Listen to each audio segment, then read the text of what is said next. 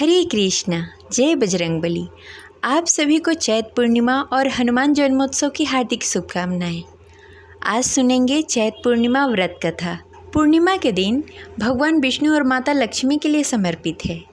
ऐसे तो हर पूर्णिमा अपने आप में खास होती है, लेकिन चैत पूर्णिमा और भी खास है क्योंकि इस दिन हनुमान जी का प्राकट्य हुआ था। इसलिए चैत पूर्णिमा हनुमान जन्मोत्सव के रूप में भी मनाया जाता है। पूर्णिमा के दिन भगवान विष्णु, माता लक्ष्मी और शिव जी की पूजा करने का भी विधान है। इस दिन सत्यनारायण कथा भी सुनी जाती है। तो चलिए सुनते हैं पूर्णिमा व्रत कथा। कथा शुरू करने से पहले कमेंट बॉक्स में लिखें जय हरि विष्णु।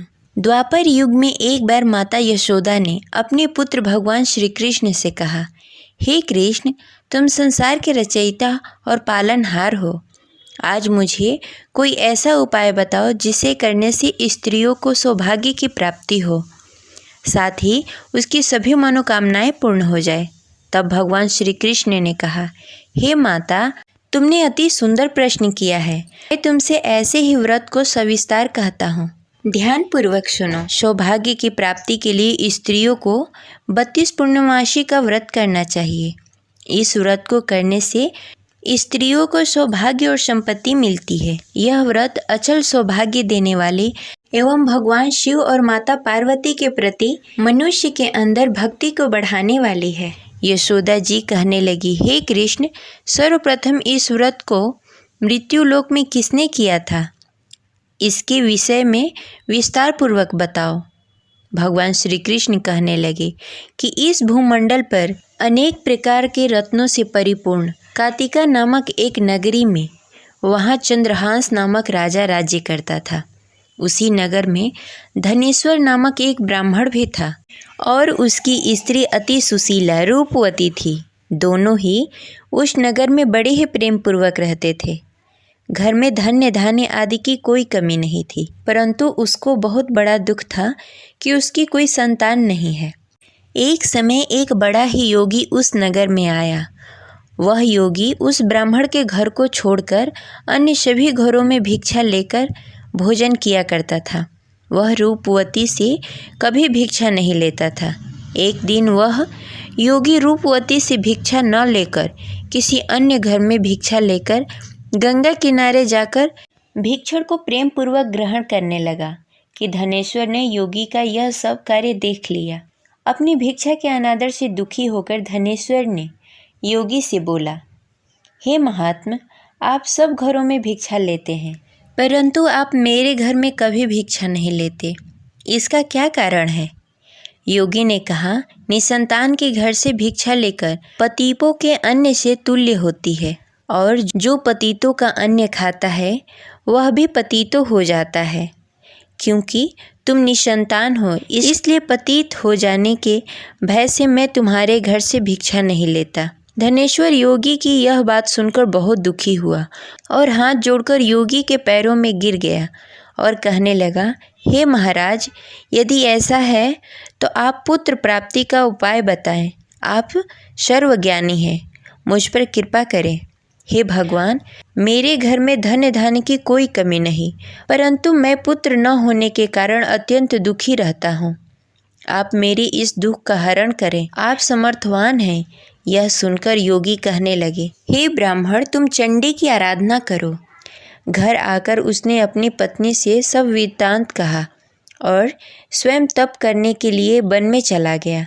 वन में जाकर उसने चंडी की उपासना की और उपवास किए। चंडी ने 16वें दिन उसको स्वप्न में दर्शन दिया और कहा, हे धनेश्वर, जा, तेरे घर में पुत्र होगा, परंतु वह 16 वर्ष की आयु में मृत्यु को प्राप्त हो जाएगा।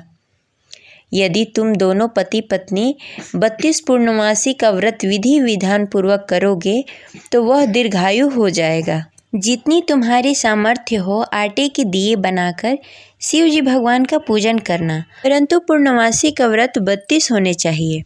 प्रातःकाल होने पर इस स्थान के समीप तुम्हें एक आम का वृक्ष दिखाई देगा। उस पर चढ़कर एक फल तोड़कर शीघ्र ही अपने घर चले जाना और अपनी पत्नी से सब वेदांत कहना। ऋतु स्नान के पश्चात वह स्वच्छ होकर श्री शंकर भगवान का ध्यान करके उस फल को खा लेगी। भगवान शिव की कृपा से उसे गर्भ हो जाएगा। जब वो ब्राह्मण प्रातः काल उठा, उस स्थान पर एक वृक्ष उगा हुआ था जिस पर एक अत्यंत सुंदर आम का फल लगा हुआ था। उस ब्राह्मण ने उस आम के वृक्ष पर चढ़कर फल को तोड़ने का प्रयत्न किया, परंतु वृक्ष पर कई बार प्रयत्न करने पर भी वह चढ़ नहीं पाया। तब वह ब्राह्मण को बहुत चिंता हुई। तब विघ्न विनाशक श्री गणेश भगवान की वंदना करने लगा। हे दयानिधि, अपने भक्तों को विघ्नों का नाश करके उसके मंगल कार्य को करने वाले, दुखों का नाश करने वाले, रिद्धि सिद्धि प्रदान करने वाले, आप मुझ पर कृपा करके इतना बल दें कि मैं अपने मनोरथ को पूरा कर सकूं। इस प्रकार गणेश जी की प्रार्थना करने पर उसकी कृपा से धनेश्वर वृक्ष पर चढ़ गया और उसने सुंदर आम का फल तोड़ लिया। और धनेश्वर ने सोचा, जो वरदान से फल मिला था वो यही है और कोई फल दिखाई नहीं दे रहा। उस धनेश्वर ब्राह्मण ने जल्दी से घर जाकर अपनी पत्नी को वह फल दे दिया और उसकी पत्नी ने अपने पति के कहे अनुसार उस फल को खा लिया और गर्भवती हो गई। देवी जी की असीम कृपा से उसे एक अत्यंत सुंदर पुत्र प्राप्त हुआ, जिसका नाम उन्होंने देवीदास रखा। माता पिता के हर्ष और शोक के साथ वह बालक शुक्ल पक्ष की चंद्रमा की भांति अपने पिता के घर में बड़ा होने लगा।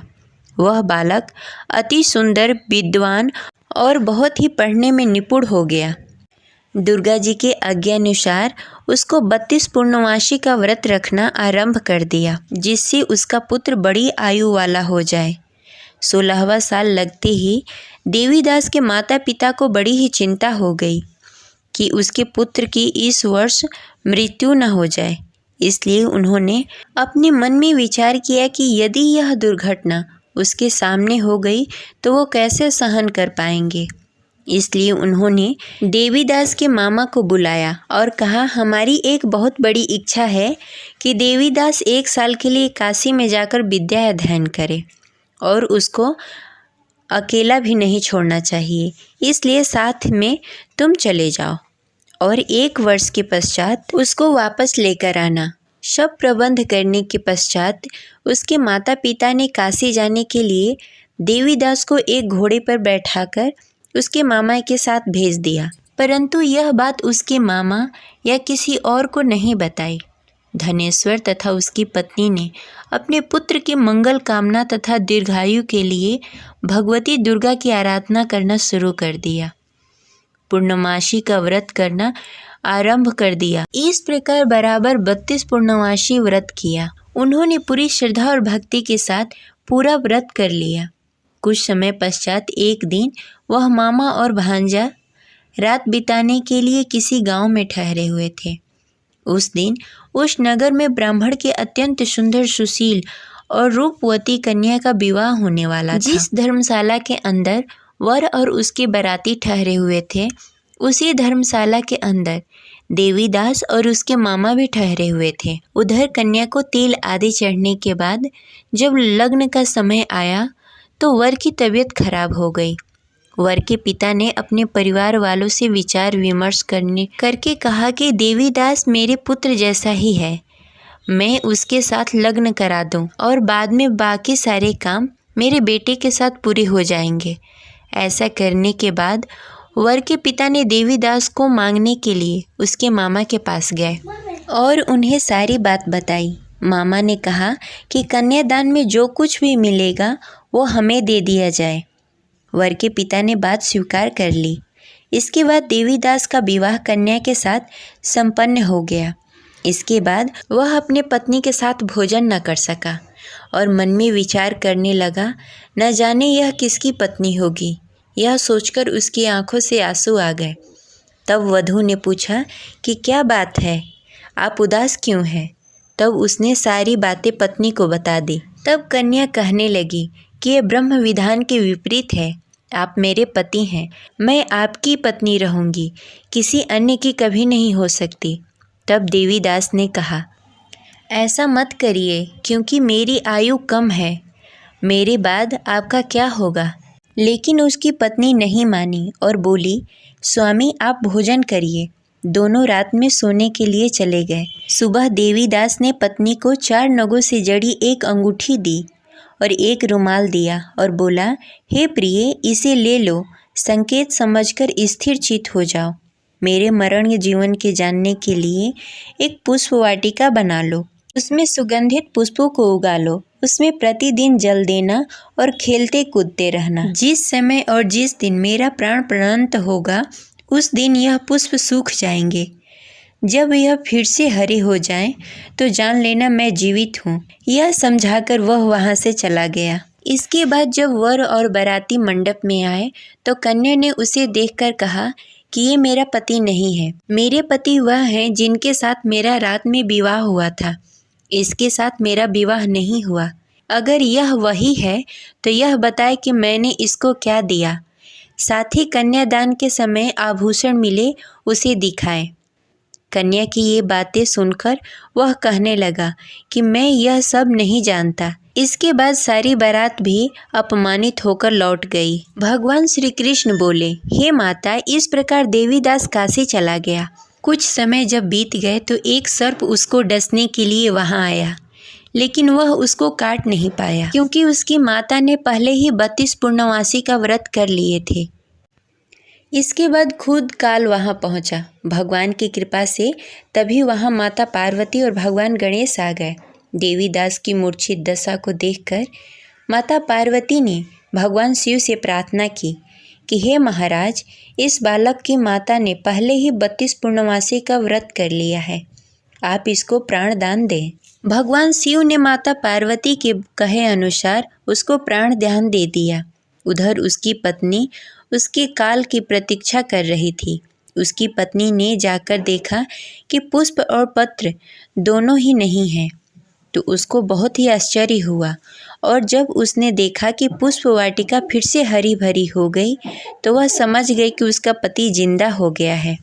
इसके बाद वह बहुत ही प्रसन्न होकर अपने पिता से कहने लगी कि मेरे पति जीवित हैं, उनको ढूंढिए। जब 16वां वर्ष व्यतीत हो गया तब देवीदास अपने मामा के साथ काशी से चल दिया। इधर उसके पत्नी के परिवार वाले उसे ढूंढने के लिए जा रहे थे कि उन्होंने देखा कि देवीदास और उसका मामा उधर ही आ रहे थे। उसको देखकर उसके ससुराल वाले बहुत ही प्रसन्न हुए और उसे घर लेकर आए। वहाँ सारा नगर इकट्ठा हो गया और कन्या ने भी उसे पहचान लिया। देवीदास ने इसके बाद अपनी पत्नी और मामा को लेकर वहाँ से चल दिया। उसके ससुराल वालों ने भी उसे बहुत सारा धन और दहेज देकर विदा किया। जब वह घर के लिए चल रहा था तो उसके माता पिता को लोगों ने खबर दे दी कि तुम्हारा पुत्र देवीदास और उसकी पत्नी और उसके मामा आ रहे हैं। ऐसा समाचार सुनकर पहले तो उन्हें विश्वास नहीं हुआ, लेकिन जब देवीदास आकर अपने माता पिता का पैर छुआ तो देवीदास के माता पिता ने उसका माथा चूम लिया और दोनों को अपने सीने से लगा लिया। दोनों की आने की खुशी में धनेश्वर ने बहुत सारा धन ब्राह्मणों को दान में दिया और हंसी खुशी रहने लगे। भगवान श्री कृष्ण कहने लगे कि इस तरह धनेश्वर ने 32 पूर्णिमा का व्रत रखकर पुत्र प्राप्त किए। जो भी स्त्री इस व्रत को करती है वह जन्म जन्मांतर तक वैध का दुख नहीं भोगती और सदैव सौभाग्यवती रहती है। यह मेरा वचन है। यह व्रत संतान देने वाला और सभी मनोकामनाएं पूर्ण करने वाला है। ये रही आज की कथा। आशा करते हैं आपको अच्छी लगी होगी। तो प्रेम से बोलिए लक्ष्मी नारायण की जय। जय बजरंगबली। मिलते हैं अगले वीडियो में, तब तक के लिए जय श्री राम।